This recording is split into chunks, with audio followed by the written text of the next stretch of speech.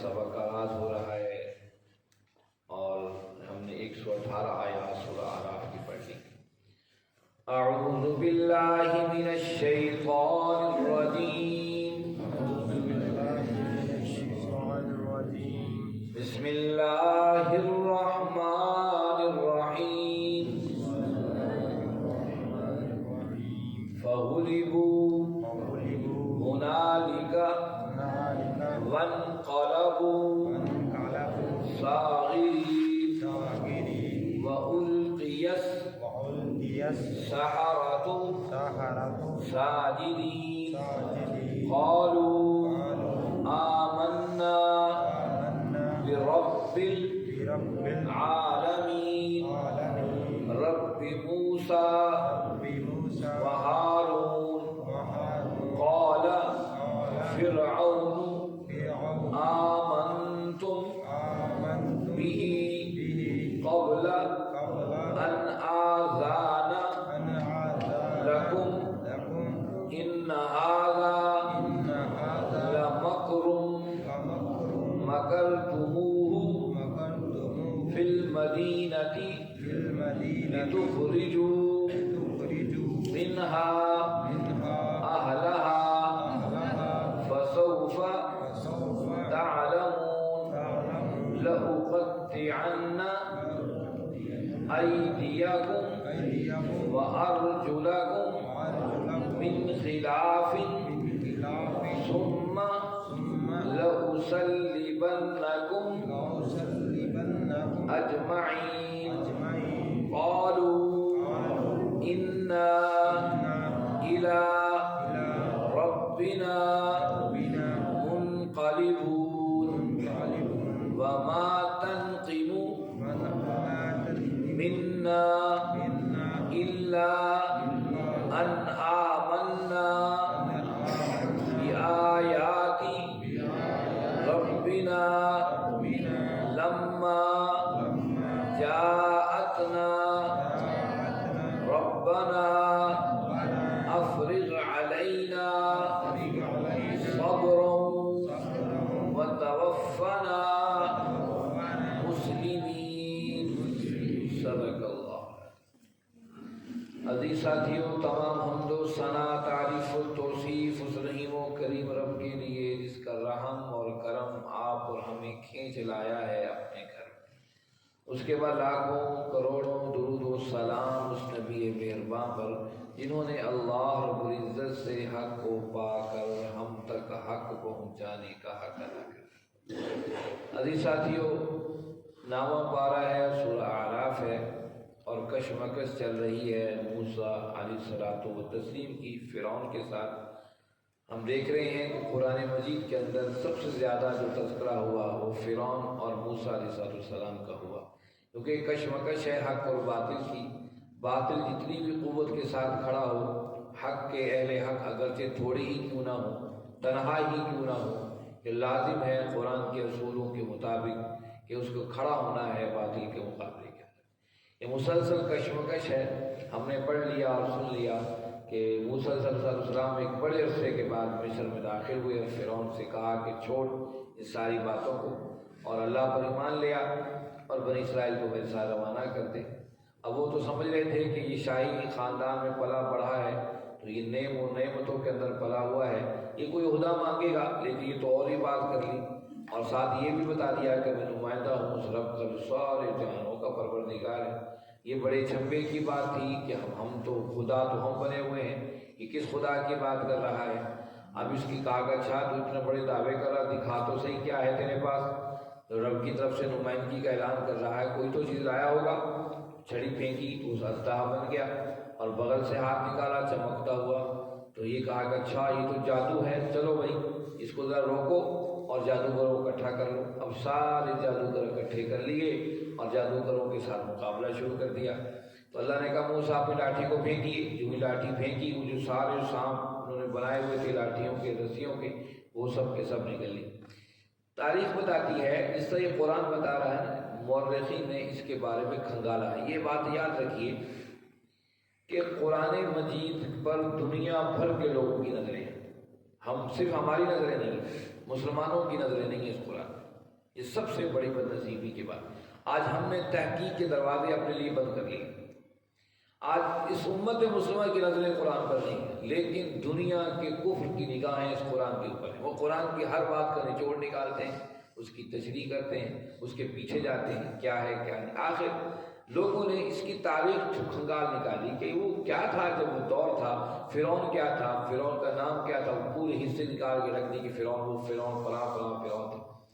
اس دور کے اندر کی تاریخ جب ملی تو پتہ چلا جب مقابلہ ہوا تھا موسیٰ علیہ السلام کو میدان کے اندر، تو اس سے پہلے بادشاہ نے روک ڈالنے کی پوری اپنی فوجوں کو وہاں اکٹھا کر لیا، پوری عوام الناس کو اکٹھا کر لیا اور بہترین جادوگروں کو اکٹھا کر لیا. اب ہر طرف سے وہ چاہتے تھے کہ موسیٰ علیہ السلام اور ہارون علیہ السلام کو نعوذ باللہ ذلیل کر کے رکھ دیں. وہی ان کے جادوگر. تو اس جادو کے مقابلے کے اندر ہماری فوجیں بھی کھڑی ہیں، ہمارے جادوگر بھی ہیں، ہمارے وسائل بھی ہیں، اب ہمارے واہ واہ جے کار کرنے والی عوام بھی ہے، تو ہم تو شکست دے دیں گے موسیٰ علیہ السلام. یہ ان کے تصور میں تھا. آئیے قرآن کی آیات میں دیکھیے کیا ہوا. اعوذ باللہ من الشیطان الرجیم. فغلبوا ہنالک، پس مغلوب ہو گئے، ہنالک وہیں، وانقلبوا اور پھرے صاغرین ذلت کے ساتھ. اب کیا ہوا جب دیکھا وہ ساری فوجیں، ساری عوام، وہ سارے جادوگر کھڑے کے کھڑے رہ گئے. جب یہ معجزہ ہوا ازداد سب کو کھا گیا اور وہاں پر جو ہے نظر آ گیا کہ موسیٰ علیہ السلام غالب ہو گئے.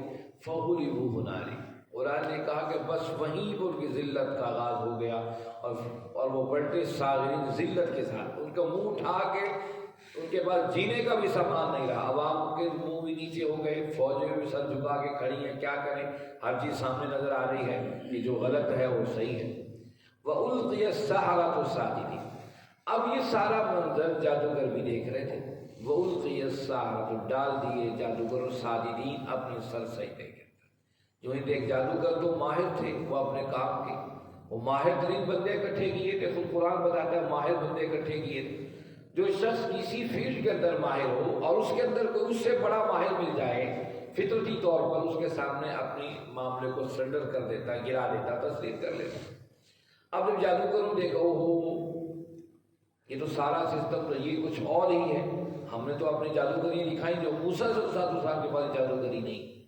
وَأُلْقِيَ السَّحَرَةُ سَاجِدِينَ، فوراً سجدے میں گر گئے.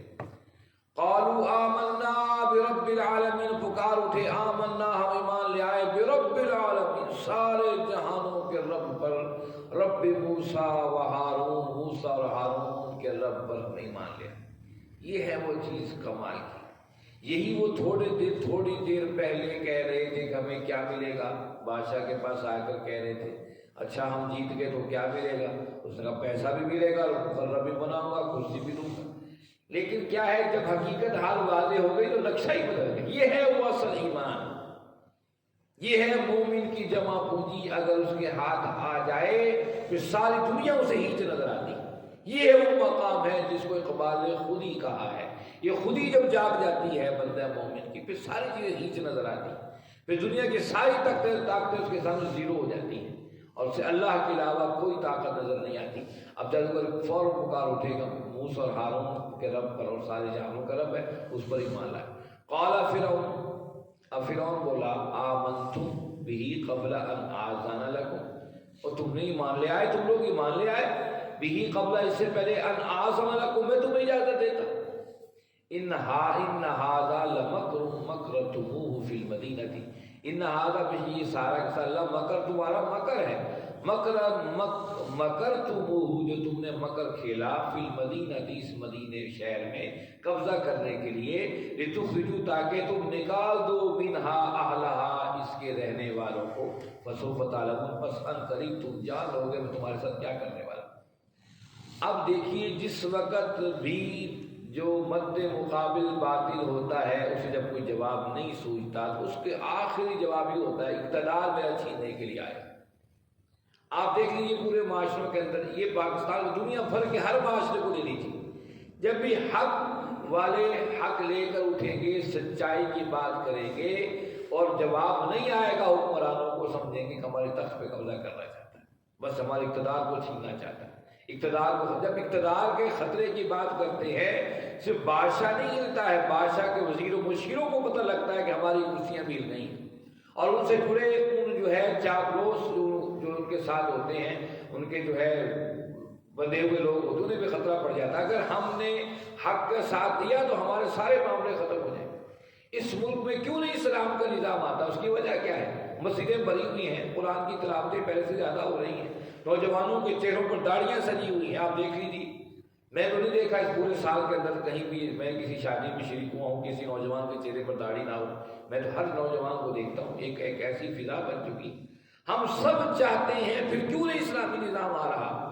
اس کی سب سے بڑی وجہ یہ ہے کہ ہم سمجھتے ہیں اگر ہم نے سچائی کا ساتھ دیا، ہمیں تو تھانے کچہری کے اندر کوئی کام نہیں پڑے گا۔ جو کام پڑے گا تو وہاں تو سارے وہی ظالم چھائے ہوئے ہیں، وہی، اور انہی کی حمایت کرنی پڑے گی۔ حق اور سچ والوں کی حمایت تھانوں کچہریوں میں نہیں ہوتی، دائیں بائیں کہیں بھی نہیں ہوتی۔ اس لیے ہم لوگ مجبور ہیں، اسلام کا نام بھی جپتے ہیں، اللہ اور اس کے رسول صلی اللہ علیہ وسلم کی محبت میں ہم سب کچھ کرنے کو تیار ہیں، لیکن اپنا طریقہ زندگی چھوڑنے کو تیار نہیں ہیں۔ لیکن یہاں کیا معاملہ ہو گیا؟ فرعون نے کہا آمنتم بہ قبل ان آذن لکم۔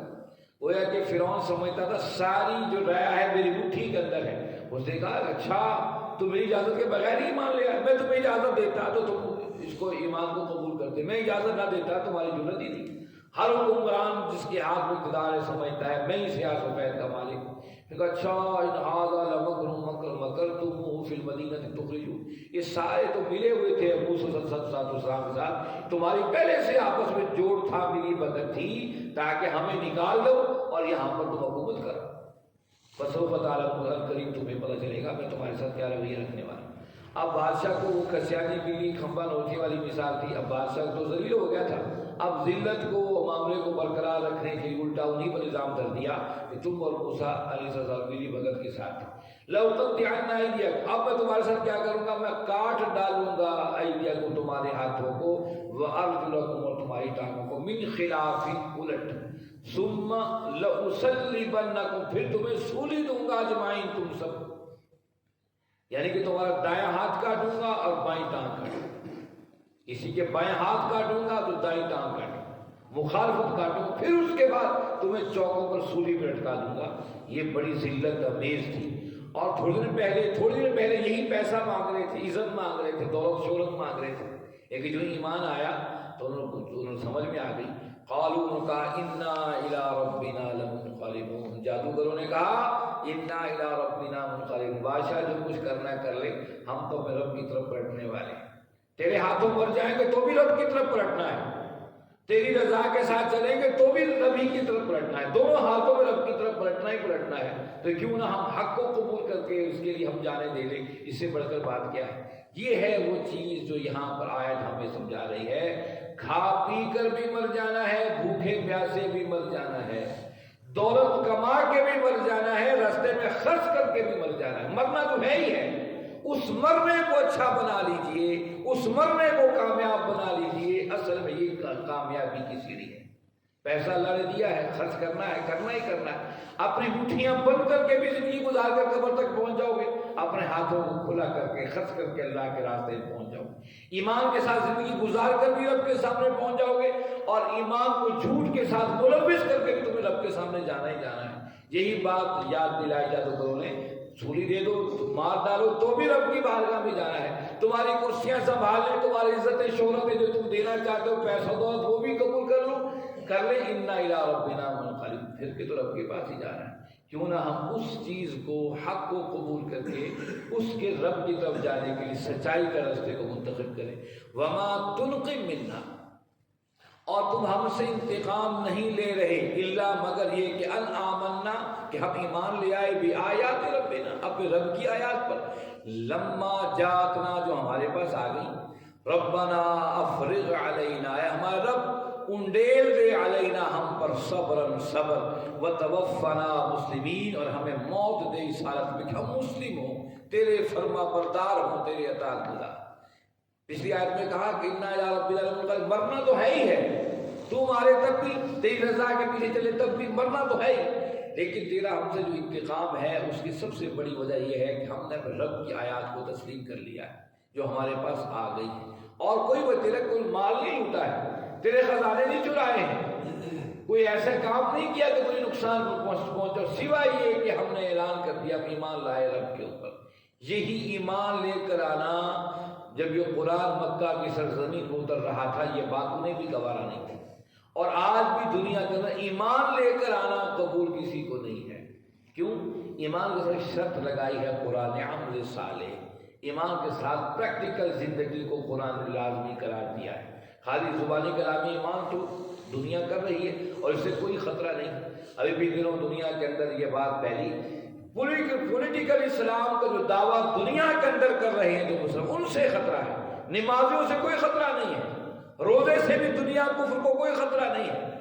آج 10 لاکھ آدمی ہیں، یہ 40 لاکھ بھی ہو جائے، 60 لاکھ بھی ہو جائے، کروڑوں میں چلے جائے، کوئی خطرہ نہیں۔ جب آپ سیاسی اسلام کی بات کرتے ہو، جب کہتے ہیں اقتدار اللہ کا ہے، اللہ کی زمین پر نظام اسی کا چلے گا، پھر اس پر لوگ کھڑے ہوتے ہو، یہ تو کام بڑا خراب ہے، اس کو روکو۔ یہ مصر دیکھ لیجیے، یہ شام دیکھ لیجیے، دنیا کے سارے حالات کو دیکھ لیجیے کہ جب آپ بات یہ کرتے زمین اللہ کی ہے، حاکم تو نظام بھی اللہ کا ہوگا، تب ان کو خوف زدہ ہوتا ہو۔ یہ جو مسلمان ہے نا، جو یہ بات کہہ رہے ہیں، سب سے خطرناک ہے۔ نمازی خطرناک نہیں ہے، نمازی پڑھیں گے، چپ کر گھر چلے جائیں گے، اپنی نہ بیٹھنے کی چکروں میں رہیں گے، روزے دار بھی اپنی نہ بیٹھے گا، حاجی بھی اپنی نہ بیٹھے گا، لیکن جو کہے گا آگے بڑھ کر کہے گا مجھے نماز اس کے لیے پڑھ رہا ہوں جو مسجد کی 4 دیواری میں جس کا تابع دار ہوں، وہ کائنات کی 4 دیواری میں اس کی تابع داری میں زندگی گزاروں، یہ وہ خطرناک چیز ہے جسے دشمن دنیا کو خوف زدہ ہے۔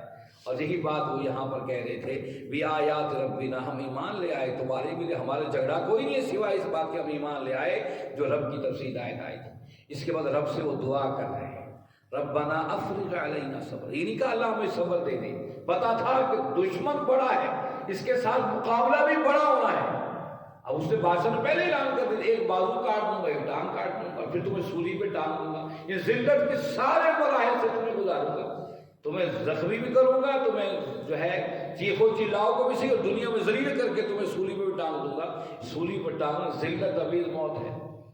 اب وہ کیا کہ ربنا افرغ علینا، اللہ ہمیں صبر دے، نہیں ربنا افرغ، انڈیل دے اللہ اپنا صبر ہم پر انڈیل دے، اس طاقت کے مقابل تنہا نہیں کھڑے ہو سکتے، جب تک تیرا صبر اتنا نہ ہمیں نہ دے دے ہم قوت کے ساتھ کھڑے ہو۔ وتوفنا مسلمین، ہماری کوئی خواہش نہیں ہے سوائے اس کے ہم مریں، جائیدادیں لکھوا کے مرے، پیسوں کے بینک بیلنس بنا کے مرے، ہم کرسیوں اور شاہی آگ ہٹو بچوں کی صدائیں لگوا کے مرے، نہیں، وتوفنا مسلمین، ہم مرے اللہ تیرے اطاعت گزار، تیرے فرما بردار، تیرے سامنے سر تسلیم خم کرنے والے۔ کیا کمال ہے، کیسی کشمکش ہے جو قرآن ہمارے سامنے کھول کے بتا رہا ہے کہ اتنے پہلے منتیں کر رہے ہیں ہمیں کیا ملے گا، اور جب سب سے بڑی دولت ایمان کی آ گئی پھر کھڑے ہو گئے، ربنا افرغ علینا صبر، اللہ ہم اس طاقت کے مقابل کھڑے ہو چکے، اب ہم پر صبر انڈیل دے، وتوفنا مسلمین، ہماری کوئی خواہش نہیں سوائے کہ ہم مسلمان مریں۔ دیکھو ایک اس سے 2 باتیں سامنے، ایک یہ بتایا کہ ہمیں مسلمان ہی کی جستجو کرنی چاہیے، ہم مسلم ہیں، ہمیں اپنا نام مسلمان ہی رکھنا ہے اور مسلمان ہی کے طور پہ زندگی گزارنی ہے۔ مسلمان کا تصور جب ہم نے ختم کر دیا، فرقوں کے ناموں سے اپنی زندگیوں کے لیول بنا لیے، پھر کیسے خیال آئے کہ ہمیں مسلمان بھی بننا ہے۔ لوگوں اپنے آپ کو مسلم اور مسلمان کے حوالے پر فخر محسوس کیا کرو، تعارف کرواؤ تو بتایا کرو مسلم اور مسلمان ہیں ہم، سیدھے سادے۔ اور پھر اس کے بعد سب سے بڑی بات اللہ سے دعا بھی کیا تو اللہ جب موت آئے اللہ ہمیں اپنی اطاعت کے اندر، مسلم کا معنی مطیع اور فرما بردار، رب کی اطاعت میں موت آئے، یہ سب سے بڑی دعا ہے اور سب سے بڑا خیر کا معاملہ ہے۔ اللہ رب العزت سے دعا ہے اللہ رب العزت آپ اور ہم سب کو سمجھنے اور اس پر عمل کرنے کی توفیق عطا فرمائیں۔ وآخر دعوانا الحمد للہ رب العالمین والصلاۃ والسلام علی سید